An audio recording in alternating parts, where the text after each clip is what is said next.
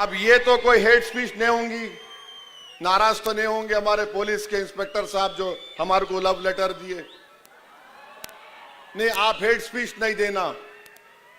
Hate speech कहां दिया मैं? हेट स्पीच जो दे रहे उसमें तो आप कुछ नहीं कर रहे। आपके मुंह में दही जमा हुआ है जो गाली दे रहा रोज,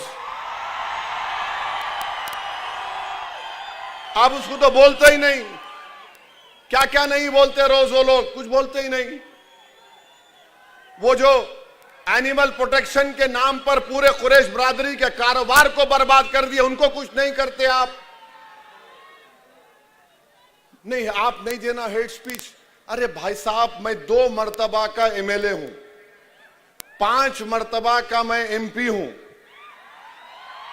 उसके बावजूद भी आप हमको नोटिस दे रहे।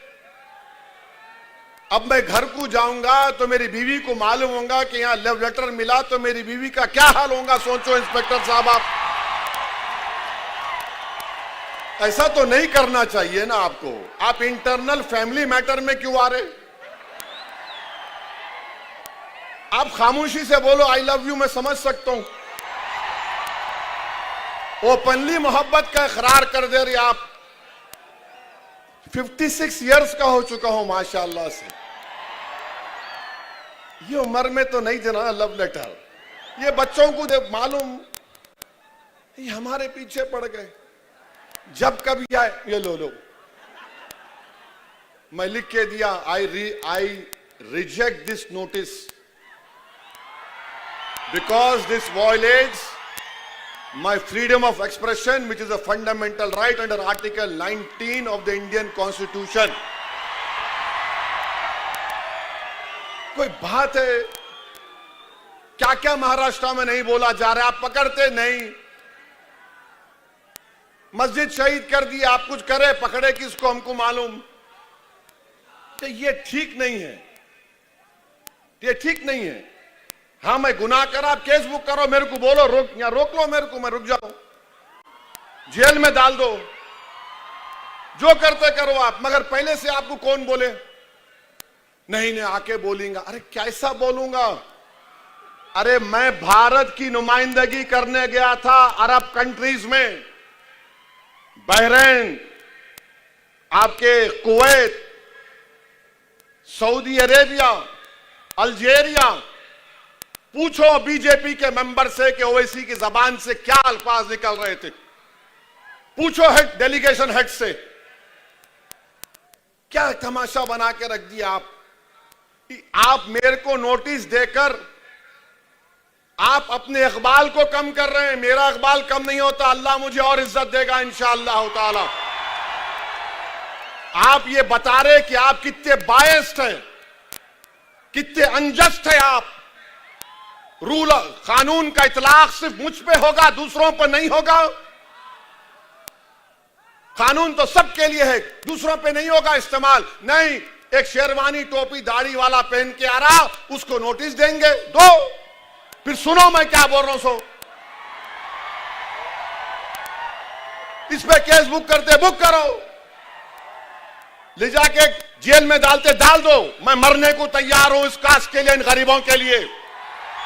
मेरी जबान ना जुल्म से खामोश होगी, मेरी जबान ना जबर से खामोश होगी, मेरी जबान ना गोलियों से खामोश होगी। हां, मौत मुझे खामोश कर सकती है, मगर मुझे यकीन है कि इंशाअल्लाह ताला मैं जमीन में अंदर चला भी जाऊंगा, मगर जो सोच और फिक्र इन नौजवानों को दे के जाऊंगा वो मुझसे ज्यादा काबिल होंगे।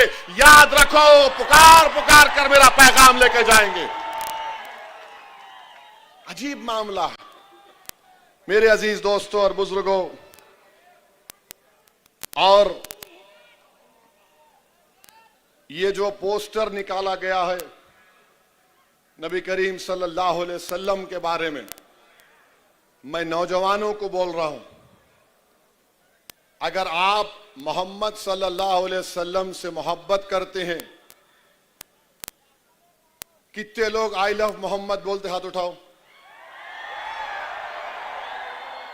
आप लोग पूरी 5 वक्त की नमाज पढ़ रहे? सही सही बोलो, अल्लाह उसका रसूल देख रहा। झूठ बोलते या सच बोलते? कितने शादीशुदा लोग अपनी बीवी पे हाथ उठाते? बोलो।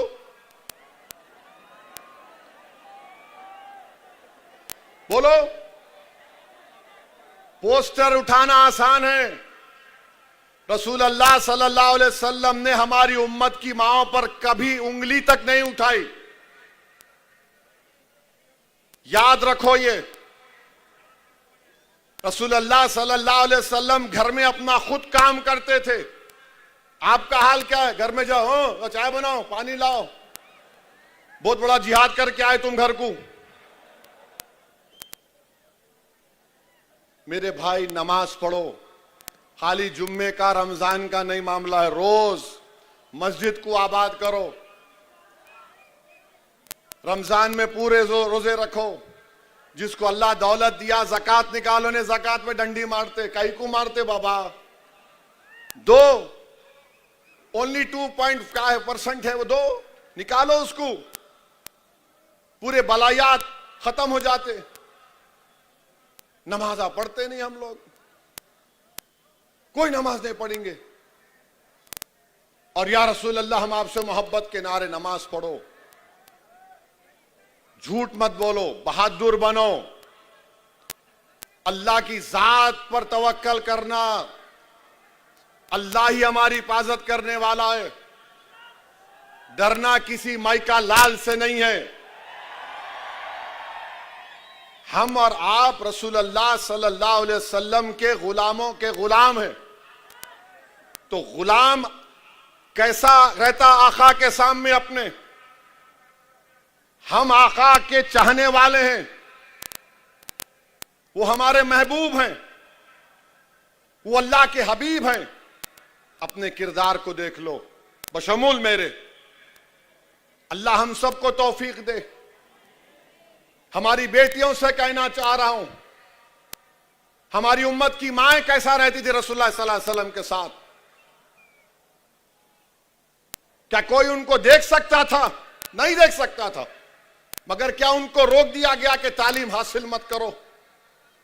हमारी उम्मत की मां हज़रत आयशा सिद्दीक़ा कितने अहादीस के रावी हैं। फने तिब जानती थी वो।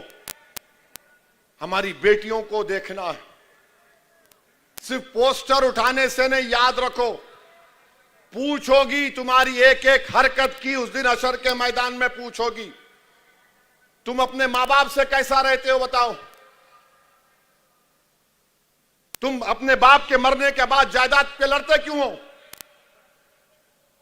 तुम्हारे खानदान में दीवारें क्यों उठ जाती, बताओ मेरे को। ये हो रहा है। आई लव मोहम्मद बोल रहे तो फिर सल्लल्लाहु अलैहि वसल्लम बोल रहे तो रोकना चाहिए। याद रखो, हजरत उवैस करनी रज़ी अल्लाह ताला अन्हु आशिक रसूल हैं। अब रसूलुल्लाह सल्लल्लाहु अलैहि वसल्लम को जाकर मिल नहीं सके, देख नहीं सके। क्यों नहीं देख सके? क्योंकि आका ने कहा तुम्हारी मां ज़ईफ है, मां का ख्याल रखो। तुम कभी अपनी अम्मा की तरफ देखते, पूछते उसको, जो घर में बैठी बैठी तुम्हारे लिए इंतजार करती है, तुम्हारे लिए दुआ करती है।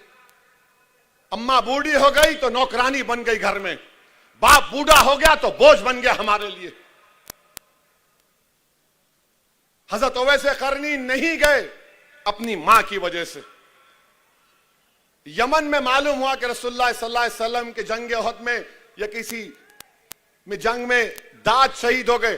अपने पूरे दांतों को तोड़ लिए, ये दांत शहीद होगा, ये दांत। इसको बोलते इश्क। खाली पोस्टर उठाने से मोहब्बत के दावे नहीं होते, अमल करना पड़ेगा। तुमको बेखौफ होना पड़ेगा। तुमको देखकर शैतान भाग जाए ऐसा तुमको बनना पड़ेगा इंशाअल्लाह ताला। शैतान और उसके पूरे चाहने वाले, ये तबीयत को पैदा करो। इश्क किसको बोलते मेरे भाई?